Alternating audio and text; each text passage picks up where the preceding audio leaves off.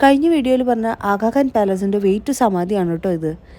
കസ്തൂർബയും അവരുടെ സെക്രട്ടറിയും തടവിലായിരിക്കുമ്പോൾ തന്നെ മരിച്ച കാരണം അവരുടെ സമാധികളൊക്കെ സ്ഥിതി ചെയ്യുന്നത് ഈ ഒരു ഭാഗത്താണ് കേട്ടോ. നമ്മുടെ ഗാന്ധിജിയുടെ സമാധിയുടെ ആഷസും ഇവിടെ ഇവരോട് കൂടെ കൊണ്ടുവന്ന് വെച്ചിട്ടുണ്ട്. ഇത്രയൊക്കെയുള്ളൂ ഈ ഒരു ആഗാഖാൻ പാലസിൻ്റെ അകത്ത് കാണാനായിട്ട്. കാണാൻ വളരെ കുറച്ചാണുള്ളതെങ്കിലും നല്ല അറിവ് കിട്ടുന്ന ഒരു പാലസാണ് കേട്ടോ അത്. അവിടെ നിന്ന് പിന്നെ നമ്മൾ പോയിരിക്കുന്നത് പൂനെയിലുള്ള സൂവിലേക്കാണ് കേട്ടോ. Rajiv Gandhi zoological park. Zoo കാണാൻ ആർക്കാണല്ലേ താല്പര്യമില്ലാത്ത? എത്ര കണ്ടാലും മതി വരാത്തൊരു സ്ഥലം തന്നെയല്ലേ ഇത്. പ്രത്യേകിച്ച് കുട്ടികളൊക്കെ കൂടെ ഉണ്ടാകുമ്പോൾ അവർക്കൊക്കെ താല്പര്യം തോന്നുന്ന ഒരു സൂ തന്നെയാണ് കേട്ടോ ഇത്. 130 ഏക്കേഴ്സ് ഓഫ് ലാൻഡിലാണ് കേട്ടോ ഈ സൂ ഉള്ളത്. നമുക്ക് നടന്ന് കാണാനുള്ള സമയം ഇല്ലാത്തത് കൊണ്ട് തന്നെ നമ്മളൊരു ഇലക്ട്രിക് വെഹിക്കിളിൽ വെച്ചിട്ടാണ് കേട്ടോ എല്ലാ ആനിമൽസും കാണാൻ പോയത്. സ്നേക്സിൻ്റെ ഒരു വെറൈറ്റി ഓഫ് ലാൻഡ് തന്നെ ഉണ്ട് കേട്ടോ.